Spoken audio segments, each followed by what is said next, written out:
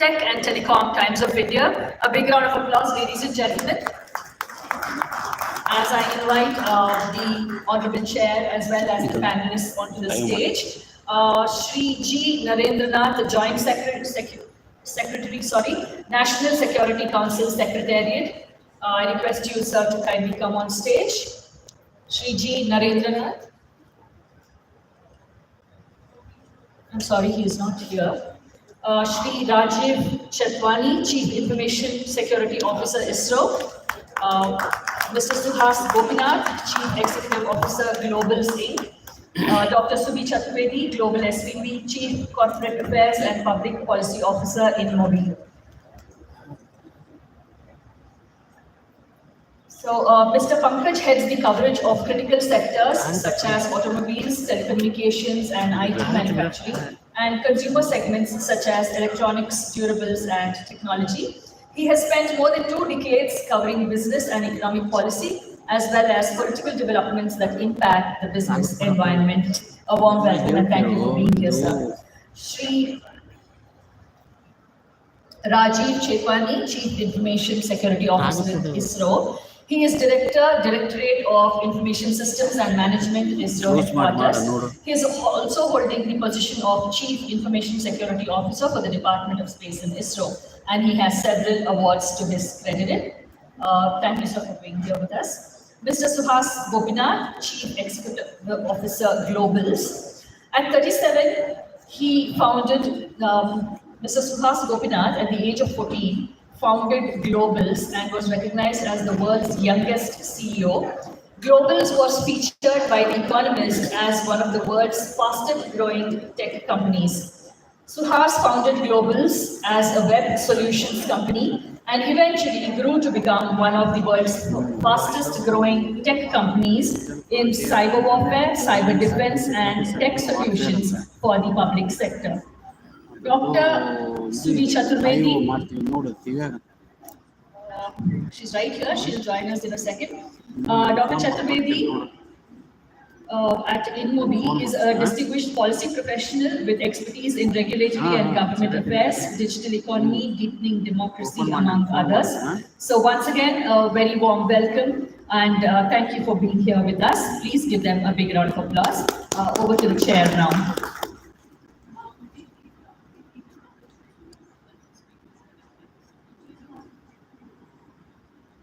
Hi.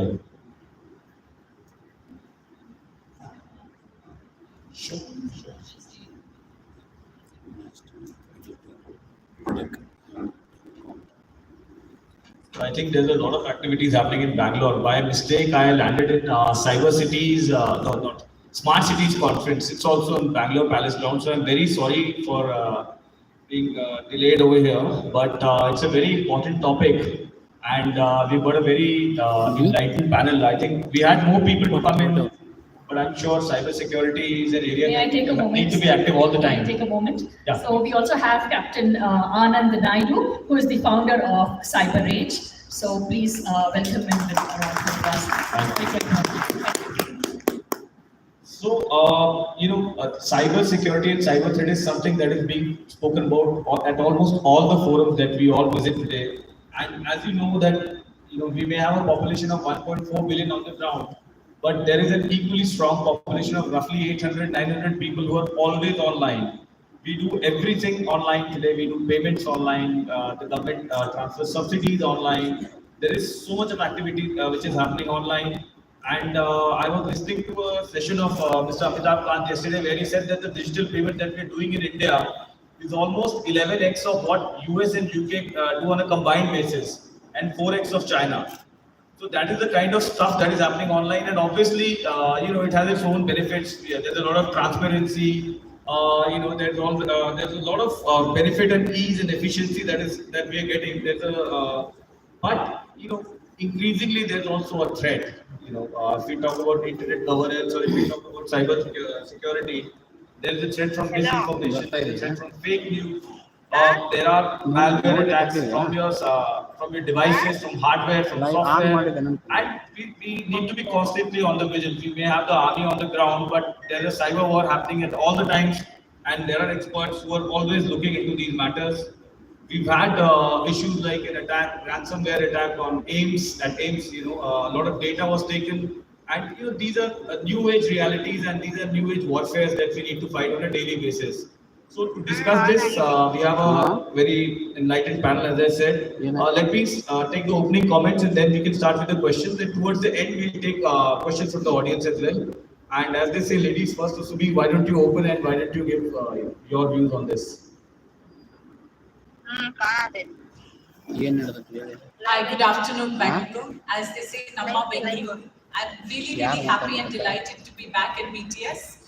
This is just my second edition, but it feels like home every time I come back. Pankaj, first, thank you very much for flying and for making time for us. Pankaj here covers telecommunications, future and emerging technology for the largest read daily in English, the Times of India. He's also an opinion maker. And throughout our conversations, we've had an incredible set of people who've shown up. Rajiv ji is looking after information technology for ISRO, an institution that we're so proud of. Suhas is a champion in his own right, and we've got Captain Taidu, right?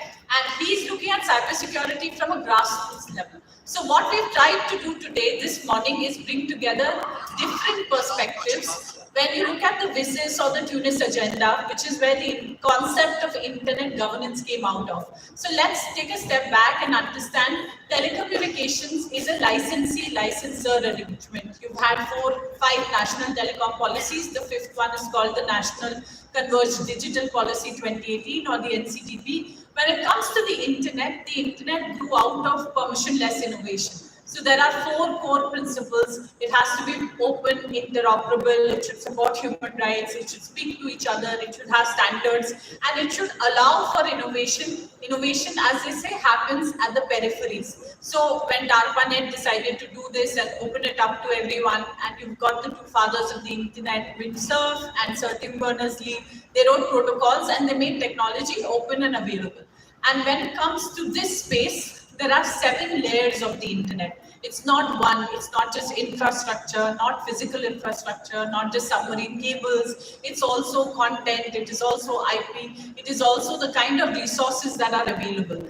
And in the telecom world, which is where I came from and then went to the digital services, we call it the pipe a dumb pipe. So it's what you and I do is what makes the internet so vibrant, so important, and I cannot emphasize enough on why we need to care for it, because both the internet and freedom would then be at stake, and there would be we'd be left with nothing to protect and nurture.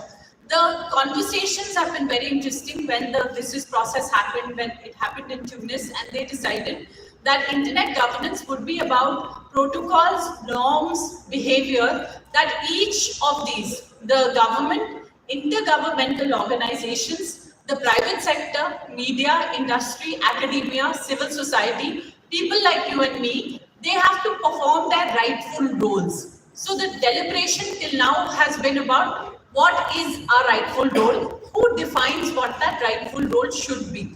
But unlike any other process, all of us have an equal responsibility towards the internet. I come from a company called InMobi, which is India's first unicorn, a very proud moment to constantly serve the country, create disruption, and that's where you learn that IP protection is so important. So what we are doing is evolving from physical assets to digital assets to making sure that when we contribute to our country, because today countries are competing with each other, not just companies, and you have to give your country that infinite competitive advantage. So internet governance becomes a lot more. When it comes to cybersecurity, where my colleagues on the panel will speak in far more depth and greater detail, they've been protecting our assets. Look at the numbers. So you're looking at upwards of about $8 trillion, and that's the cost of not having adequate protection for the world at large. No country can afford, which is more than double that of GDPs, no country can afford that kind of leakage. When it comes to the next 2 years, the cost of not having adequate protection is roughly estimated at about $10 trillion. And when it comes to looking at the kind of investments, the goals that we set for ourselves, we want to be a $5 trillion economy.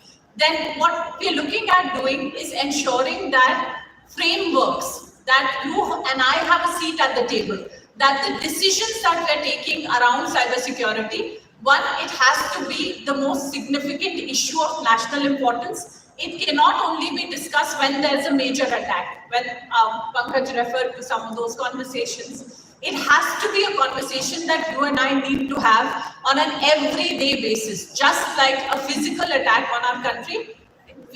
That would make for prime time news every single day. That's the kind of attention that this requires, like your house, my house was on fire.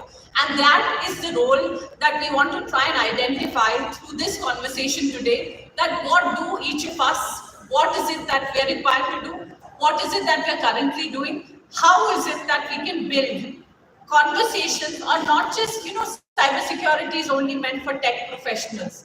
The most common attacks which have been causing the most amount of damage are attributable to something called phishing.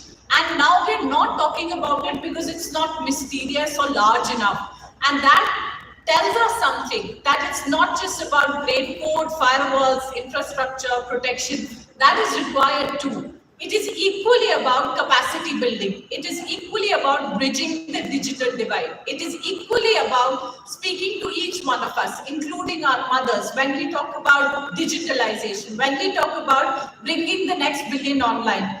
Who is being left behind? How are we educating our grandmothers? How are we educating our sisters? Who will get access to technology?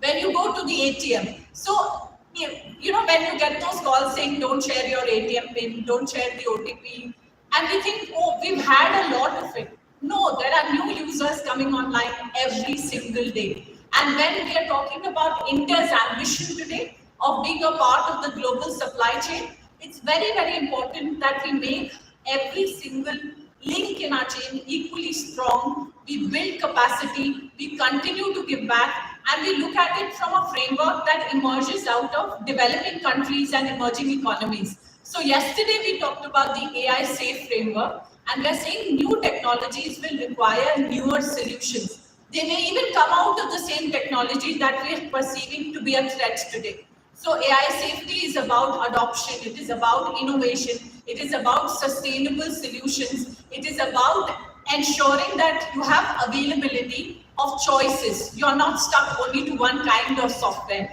It's about frameworks that we've created through the first ever framework to come out of India that's talking about the framework for integrity, trust, safety. And this is what is going to be important because that gives us thought leadership, that gives us a seat at the table, and that allows us to be the world leaders that today we are meant to be, taking advantage of culture, content, creativity. I'll stop here. Happy to engage more and respond to more questions. Over to you, Pankaj. Thank you, Sufi. That was actually very detailed, and she's actually covered most of the aspects. And as she said, that it's on a daily basis. It's every minute and every second that we have to counter these cyber threats. And Rajiv, I would also like to get a perspective from you. As per your opening comments, what do you feel about the whole issue? And you're dealing with a very critical institution. So what are your views on this?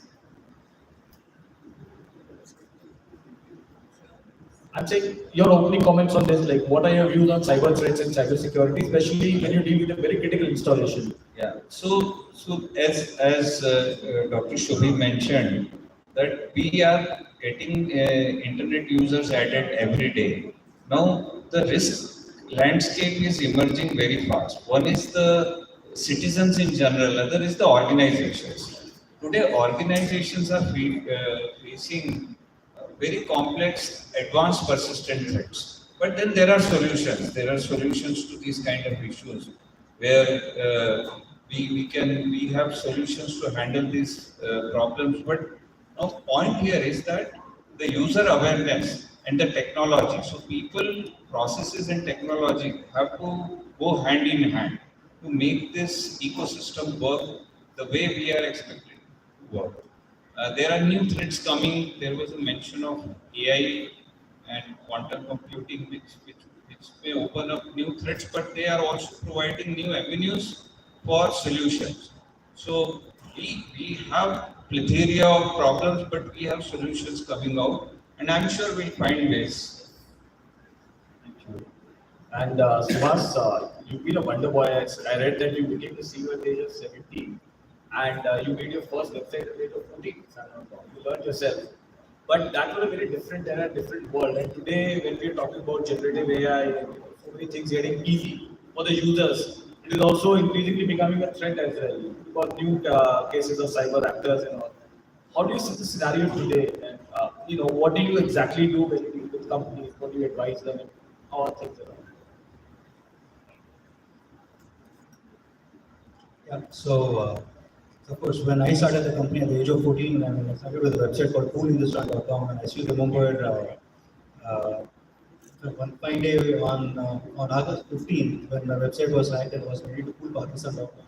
I think it's probably my exposure for those defacement. It was covered by BBC then about this hacking incident. And that's when I was very intrigued about the world of security and in one of the meetings at the NSA, I still remember he mentioning that the future war will not be in the battlefields, but it will be in cyber space. And with the advent of AI, I think it's no more a cat and mouse game because I feel those APT groups and of course offensive elements have got an exponential edge with the advent of AI. And I think Bangalore we run one of the cyber command centers, and I know that when we speak to my red teaming experts or a malware team, I've started to see them started to use the of course AI to improvise the malware, and it's fully undetectable, and it's and you've got every tools in the market which is benchmarked against of course against certain signatures, but with the advent of AI, you manage to override. So when I was also speaking with Sir at India Space Congress. I also made this comment that all this while we used to think air gap networks are extremely simple, and you can only, of course, you cannot exploit the data in case if you make an access to air gap network, which is still the fact. But I know certain APT groups have started to manage to enter into air gap networks, bypassing the file inspections of these data nodes.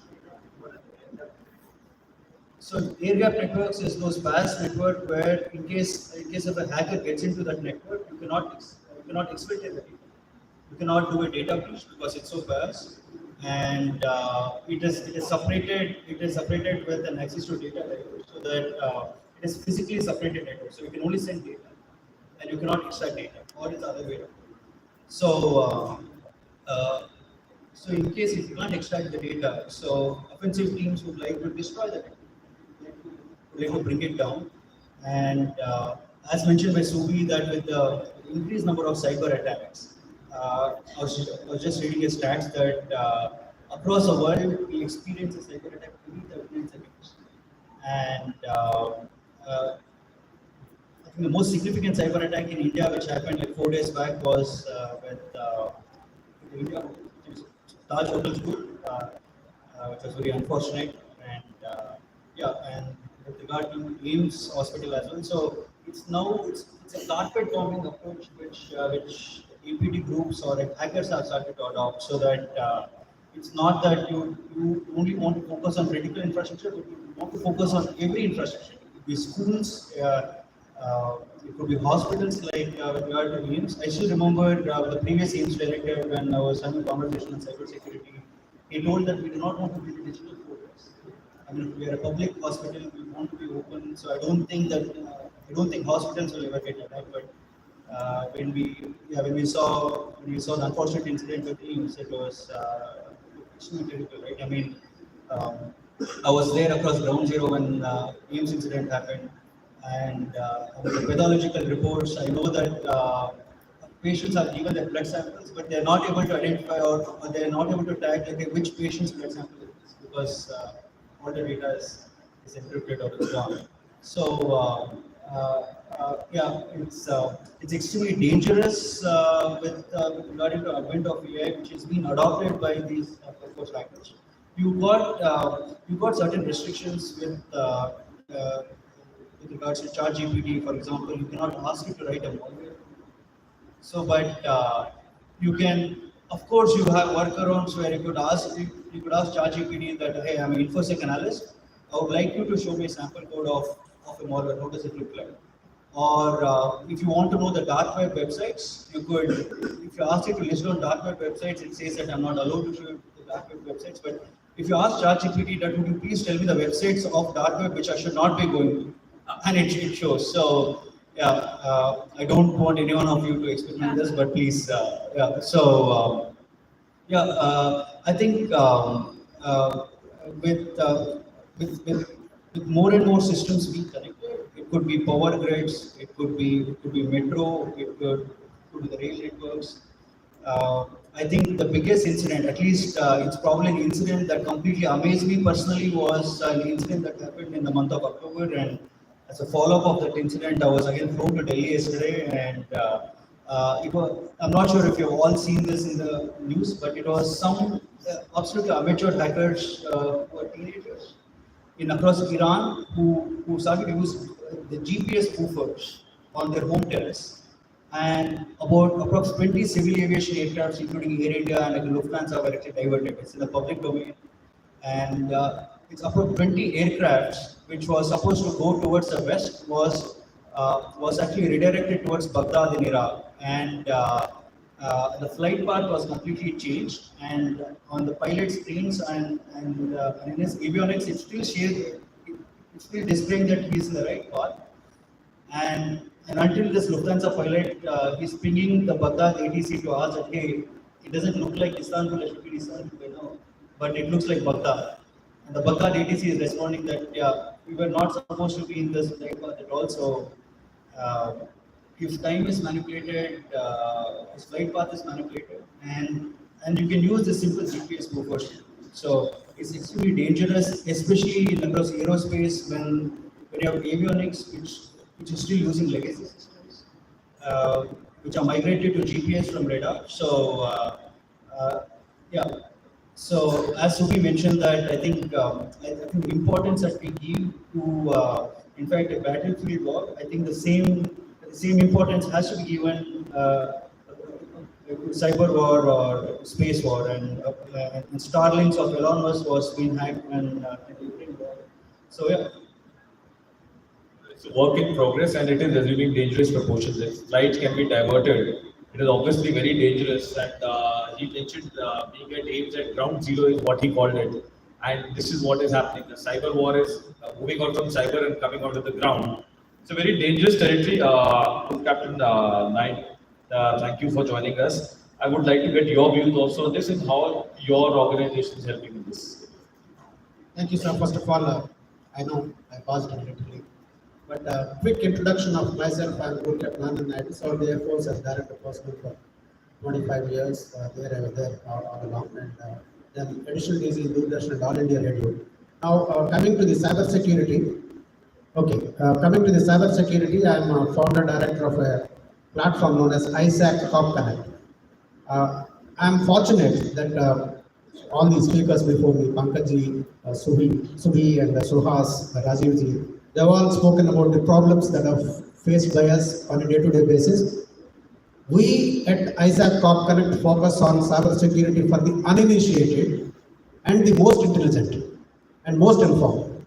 Because uninitiated, the grassroots level, Digital India has gone to everyone. My mother is an illiterate. She uses a smartphone because she wants to see my video call. I'm on video call once a while. So is it with every one of us. And at the top level, most informed professionals are getting trapped in cyber crimes. Like you would have all read the news yesterday. Someone lost 3.7 crores from Infosys. Same day, we were handling a case where one person has transferred 18 crores. Top honcho, tech, very high position. Now, why these crimes are happening? While the institutional strength to fight the cyber crimes is existing at a different level, like Rajivji has mentioned, are we having enough people to support the grassroots levels cyber crimes that are happening? We have produced a lot of IT-enabled services professionals. Unfortunately, today, India is also on the radar of the world for producing most number of cyber criminals. And especially when it comes to the financial frauds, our guys are too innovative. They come up with such innovative ideas.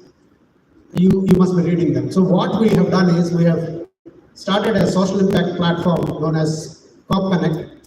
This is a free to download, free to use app. There is a mobile app also. Free service by training thousands of first responders, cybercrime first responders. They are soldiers without uniform.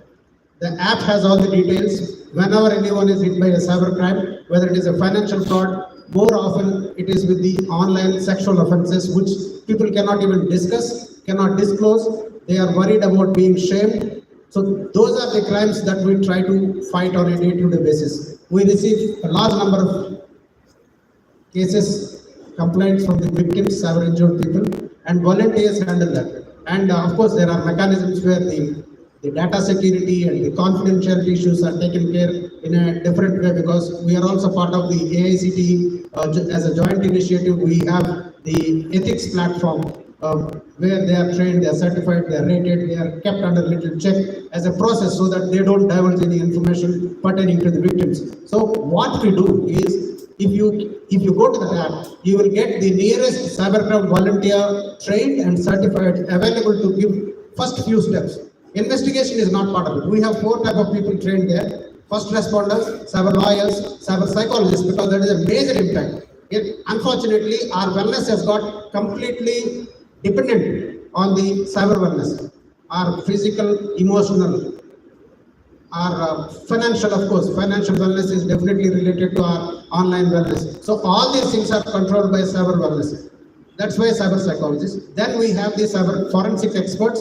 They come into play when the police request us, because this is Cop Connect is to connect the victim to the police and make sure that those first few steps are taken. In case of financial frauds, time is of essence.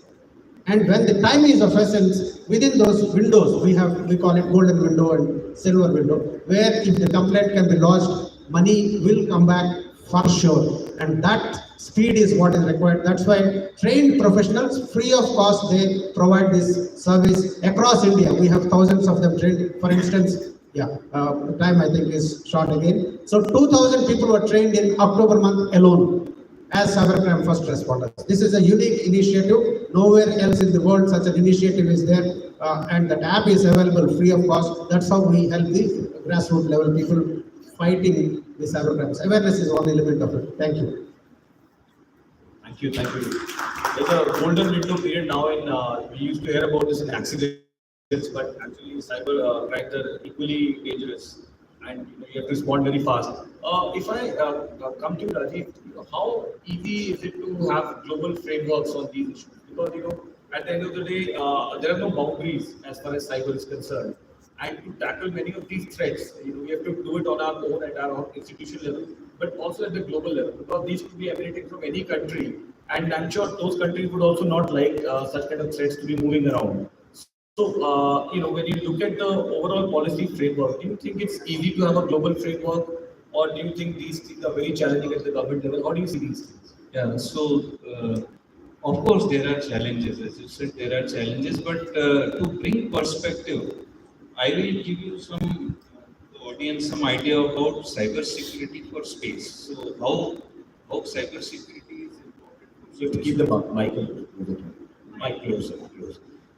So there is no need to overemphasize the pivotal role today space assets play in nation's economy, and they are also of strategic importance. But then there are other aspects like, as he said, as Mr. Dover said, that there are gray zoning kind of operations happening, where it is very difficult to identify or even know who is initiating the attack. These issues are, of course, there, but then space segment has a different, unique set of challenges. So now, space segment broadly consists of a ground segment, the link segment, and the space assets part of it. Now, this currently, as you all know, that government has opened up the space sector, and there is a huge influx of private players. Even the government entities are showing interest in the low Earth orbit, what we call the LEO satellites. You are aware that Starlinks or OneWeb, they have launched hundreds of satellites to provide this communication using low Earth orbit.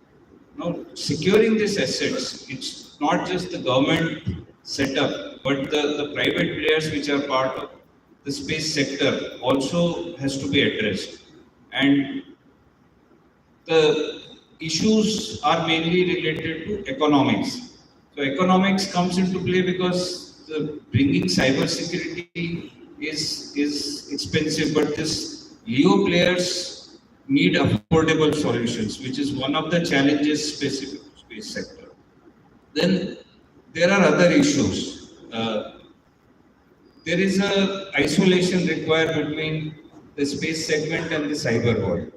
But many of the problems are coming because of the interconnect which is happening between the cyber world and the space segment. We also need to keep the ground segment, the ground processors isolated from the space segment. But there are many challenges coming because of that. One of them being the updates. Whenever we need to bring in the updates, we cannot update the systems in which are controlling the space assets, because space assets, some of the satellites work for 15 years, some work for 10 years. That kind of life the satellites have. So keeping now once the software, the solutions are qualified for space operations, they cannot be modified. There is a very rigorous cycle of space qualification. So the changes are not easy. The changes need qualification, which is very tedious and rigorous.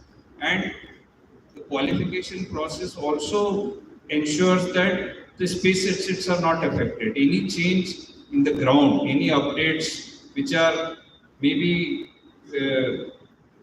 apparently not so difficult to do for normal operations become very complex for space operations. Because any change may have impact on space assets. It may lead to some issues, the maloperations and things like that.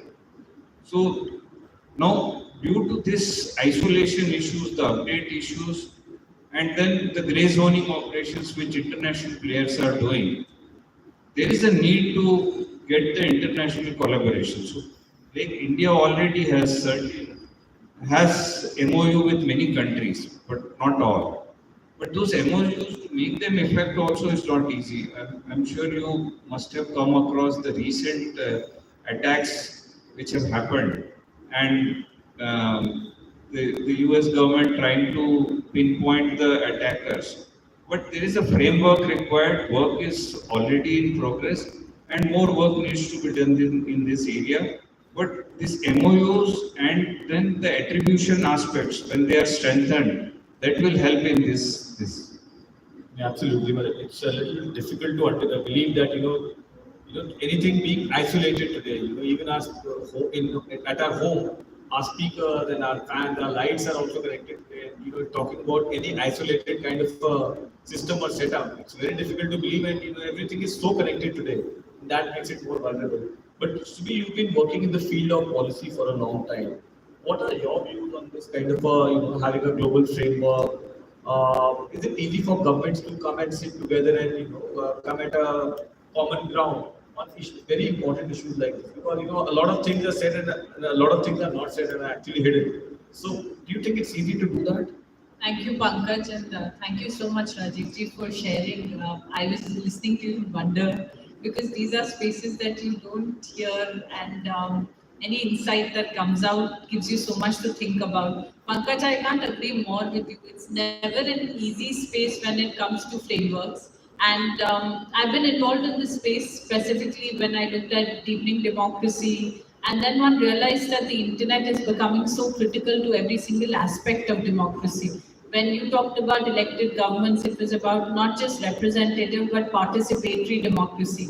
And citizens found the internet to be a public square. So let us not forget the Arab Spring investment revolution, the birth of several new parties, which normally would have taken a very, very long time. So governments have had a very interesting relationship with the internet where we're still in a learn mode, where we're still trying to understand and still trying to understand what are the different contours, what are the different aspects. So when it comes to sovereign states, a lot of conversation around national security will always reside with the government.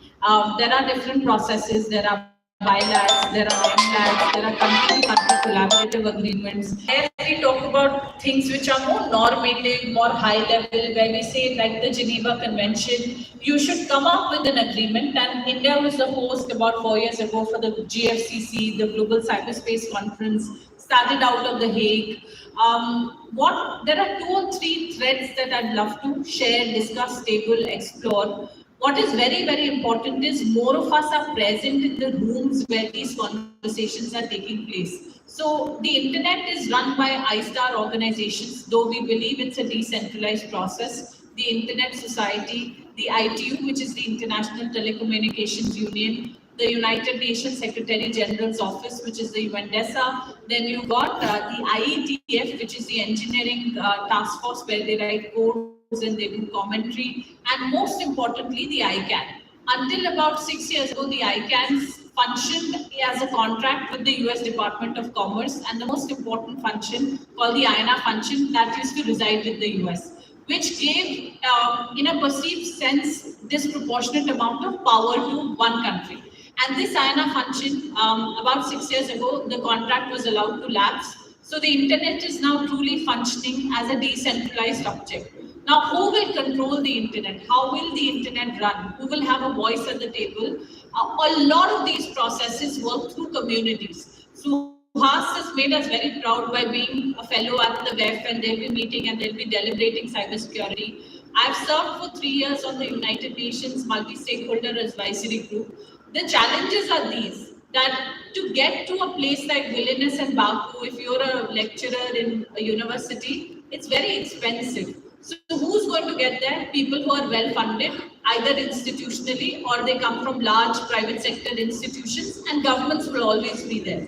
But when you talk about multi-stakeholder processes, the debate is, can everybody have an equal voice? Can everybody have an equal say? How are we creating these policies? Are they after enough public consultation? Are they in public interest? And this is where the relationship between the tech community, which does a great job doing tech, but does not engage enough with the other stakeholders. Like we said, internet is a multi-stakeholder process. When the Snowden revelations happened and Brazil was tasked with the responsibility of putting together a global conference, it was a very tough 3 days where the global community flew in. But to come out with a text, which would be about a 1 page, and they'll be celebrating 10 years of that process next year. It's called the Net Mundial Plus 10. It was so difficult that people fought over every dot of the I, every crossing of the T. And these were just very simple, non-binding agreements saying, hey, we all need to come together and make sure you protect critical infrastructure. The other bias that comes in is it's usually the developed world where perspectives on internet governance could be white, male, and European. They're trying to fix their air conditioning while we are trying to ask for the roof over our head. So what is the solution, you will ask, is to engage and be part of the system. And a lot of these processes today allow you to participate through remote processes. The Internet Governance Forum was just hosted in Kyoto. You can dial in. Governments need to come in. Academic institutions need to come in and not just teach, but also create a set of young professionals where we become role models and where we are actually in the room when these conversations are taking place, where we are educating people that there are a lot of very diverse perspectives. We are trying to solve for critical infrastructure. We are trying to solve for a country that's still coming online. Right, our needs are different. So when we talk about global agreements, they will be done at a 40,000 feet view above the ground. But I believe each of us have an equal role. Like you do not absolve yourself of responsibility after casting your vote, and you continue to engage with the elected government. We need to be continuing our efforts to be part of these processes. And government and academia, they need to create more fellowships. They need to send more thinking people to be part of these spaces so that it's not just one perspective, but it's a very rich, very diverse. Absolutely, absolutely. I think the intent is there, but it is very difficult to come at a common ground many a times when governments are dealing. I think Suhas has a question on this. Actually, it's a very interesting point, Subi, and I think as a member of the World Economic Forum, I've been advocating web and multilateral organizations that in case if they could have strong policies to enforce. But at a multilateral organization, I fully understand and appreciate. But as one of the early as one of the early victims of a cyber attack when I was 14 when my website got hacked, and I think it was the first police station which was open called Cybercrime Police Station in Bangalore then, and I think my FIR was number 2 or number 3 there. And I still remember that when they had to present this case or when the FIR had to be filed and when they had to take it to the judiciary. And I still remember the magistrate asking that why can't you lock the website? I mean, you should lock the website. I mean, with all due respect to the judiciary, I think it's a very important point that how do you upskill the judiciary and also the policymakers, right? Because it's extremely important that you need to have MLAs and MPs who are there taking decisions, who need to pass these policies, who also have to be sensitized. And I think understand at least in Karnataka that I think cybercrime it could be reported online right now, and it could also go to any police station. It's not necessarily the same police station, but now all the police stations can actually be able to register FIRs regarding the cybercrime. But I know that significant of cyber attacks that has a data breach is underreported because of brand reputation and also TIs around it, and also organizations like certain who never get this data of these attacks. And the fact that it is underreported, it's extremely difficult for someone like us to reverse engineer that malware or the approach that they have taken, so that at least we are able to take counter. Actually, you're so right. We need to be talking about it more and more so that people are aware and more steps can be taken to thwart that. In fact, before I come to you, Captain Naidu, I'll just go back to Rajiv once again. Sensitization is very important in large and critical organizations. Sensitization about cyber threat, cyber war, as you call it. What is the challenge within your organization? I'm not talking about tactical issues, but in terms of sensitizing your own team or your own staff, that even when they're dealing with their personal, stuff online, how they need to create a firewall between what they're doing officially, what they're doing personally, and how do they protect their critical information even when they're doing personal things online. Thank you, Mr. Pankaj. This sensitization is one of the most critical aspects of winning the cyber war, protecting against the cyber threats. In the beginning, I said we have people, process, technologies. So the mic needs to be pretty closer. When we talk of people, the training and the sensitization, most of the organizations I'm sure are doing, and we are doing a huge cyber security awareness campaigns, and we just don't do it for say 1 month like cyber security awareness month or 1 day. It is an ongoing continuous process. We create in our organization banners, posters, even we make some of the cultural programs which are part of the organization's activities, where we also do some skits. The skits are done where the people are made aware of how this could affect them, what mistakes people do normally, and then that leads to cyber threats. How the organization's information can get into jeopardy if the proper steps are not taken. We also have a unique concept of what we call a Cyber Jagruta Divas card. It's a small A5 size card which we create every month, which we make every month, where we give a glimpse of the recent some 3 or 4 cyber attacks, some do's or don'ts related to the attacks which have happened, and some tech bites to make them aware of some technical terms. So this way we try to keep the employees aware, but it has challenges because No, like every organization, people are loaded with their work. They don't have time to spend on attending these awareness programs, awareness campaigns. So these challenges, of course, do exist. But when you make a card which is available on organizations' intranet website, where people usually visit once a day, kind of have a look at those things, it helps in certain way. No, you talked about keeping personal and organizations data separate. Of course, this is relatively a lesser challenge in our organizations because of various restrictions which are put. But in general, this is a big issue, and awareness is the only way to make to solve this kind of problems. So, and Group Captain Naidu, at the ground level, since we said there are many people who are enlightened in the bigger cities, but there may be people who are first-time users. How much are they aware about the threats from or being online? Okay, about the awareness, definitely it is lacking. Not only at the village level, at grassroots level, even at the organization level, corporate level also. What Rajivji said, I agree. At the corporate level, things are happening. We have an MNC which has 6,800 people. They came to us saying that we conduct all these programs, but internal programs are not being received well. We need someone to come from outside. Similarly, for the grassroots, who is going to teach the Anganwadi teachers? Who is going to teach the school teachers about the cyber security? That's where our the soldiers without uniform come handy, and we are teaching the panchayat leaders, the Anganwadi teachers, and in some cases the school teachers, of course, because we are establishing something known as Cop Connect Cafe, where there is a nominated place. Trained teachers are available to spread the awareness amongst the villages. Students are being trained to be leaders, future leaders, by sending them for campaigns in the adopted villages around the surroundings of those schools and colleges. That's one way of spreading the awareness. Now, 2 points I want to make about the regulatory issues, also what Subi has mentioned. The last convention on cyber security was Budapest Convention.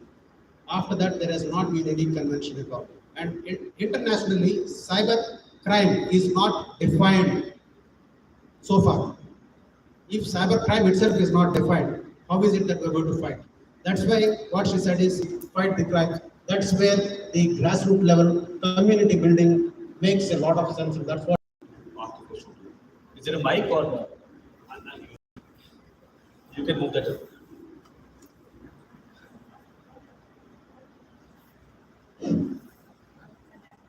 I'm going to help us out. I just Please want keep the mic closer to you. Yeah, I just want to tell you one thing. The moment anything goes out of your system, it is prone for interception, it is prone for high hacking, it is prone for any sort of malpractices which is available today. So it was earlier only for electromagnetic waves. Now it is possible for even landline phones. Now the other day I received a message from one of the mobile phones. The message was something like, your SBI account will be terminated today. Sir, can we request We have a you question actually. give the question brief so that we can give more people? We have limited time. Unless you furnish the following information: Aadhaar, your account number, Yes. your PAN number, and so forth. The point which I want to tell you is that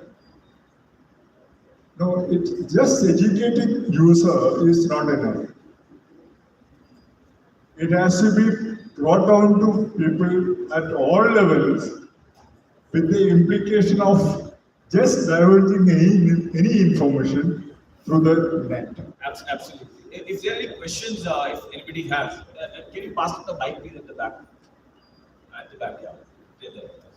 Thank you, sir.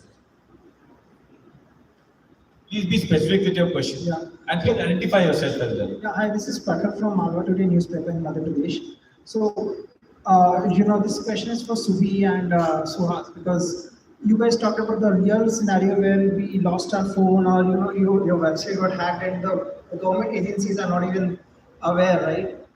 So my question is like to, in fact, everybody, right? That does it really make sense to cover these topics in all these summits? I've been attending all these summits, but the fact of the matter is, if your phone gets stolen, you go to a police station. You talked about Karnataka and a lot of other states also.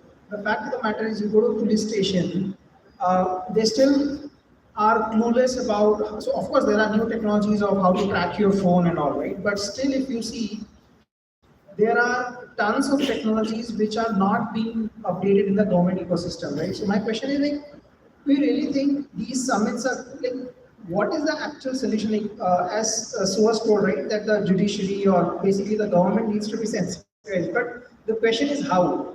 So saying these in front of these Bangalore Tech Summit, Pankaj is from Thanks from India. So what is the actual solution rather The than very fact that we're discussing this shows that people are aware of this. And Subi, if you want to respond to this, and One of the point- technologies to track the phone. That's the least of the concerns. Yeah, when we have these sessions on cybersecurity or actually cyber warfare, it's of course the objective is to sensitize the audience, and we hope the message is also carried to the policymakers or influencers. And it's, for example, I'm actually very sure that at least 90% of the audience here were not aware of this Iranian incident in where the flight path was changed, right? So it's extremely dangerous. And with the convergence of at least cyber physical systems, like if there's a cyber attack, it's not that you lost your money or you lost a crypto, but it can impact your lives. Like I can also openly tell or I'm able to disclose another incident when it's one of the EQ cars or an autonomous cars of Mercedes-Benz was hacked. You can imagine if you can take a control of a car, you can steer somebody to be killed, right? So you can actually remotely steer a murder. So it can be extremely dangerous. So it's exactly why we would want to sensitize. And one last question we can take from the audience after Subi. I'll just add something to that and a related point. When you say why this and why we here, when the Nobel Prize is giving out, it's trying to put the spotlight on an issue and it tells the world that not just this person or his limited body of work, but this issue is important.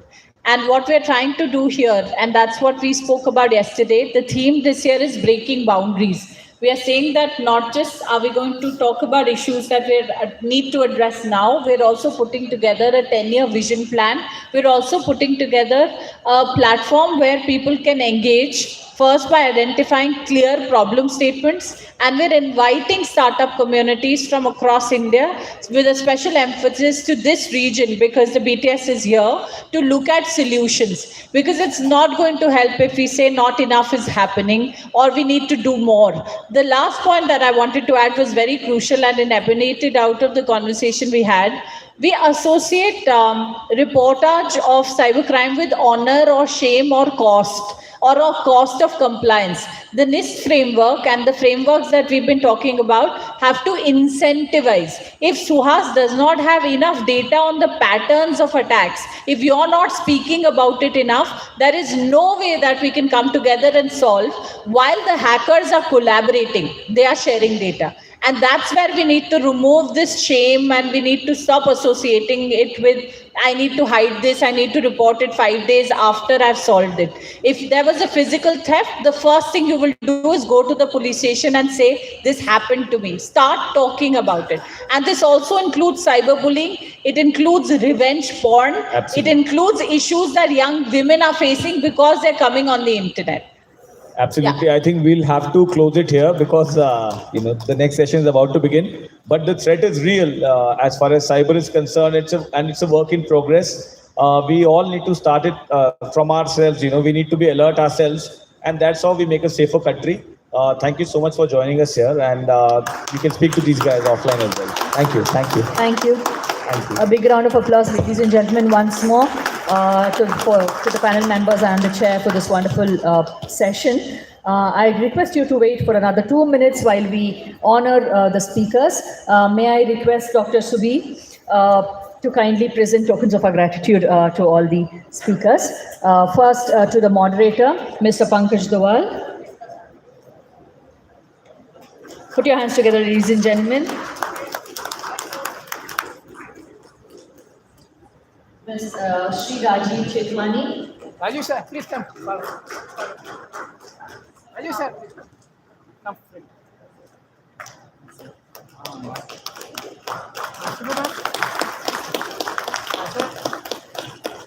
Thank you.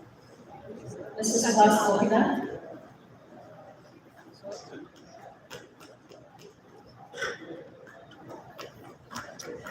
Thank you.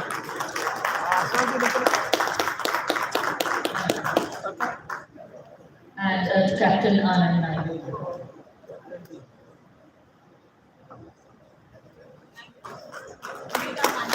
Anand Naik sir. Sir. Oh, okay. Group photo. Arrange. A group photograph, please.